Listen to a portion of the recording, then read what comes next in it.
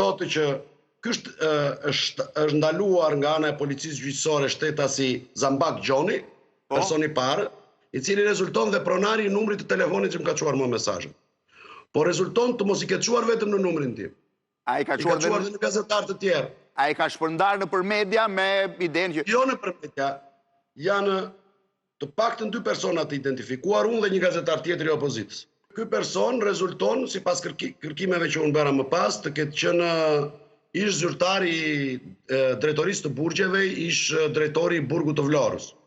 Gjithashtu, së bashku me këtë, është arrestuar, ka të rezultuar që është arrestuar dhe shtetasi Arnold Rokaj, shtetasi i dytë, që është arrestuar po në datën 13, 12 dhe 13 mars ka ndodhur të dyja arrestimet, të cilët kanë pasur dieni apo kanë disponuar dokumenta, akte sekrete hetimore, identitete, aktivitete tjera dhe thotë më pas prokurori urdhërohet ruajtja e sekretit hetimor, aktet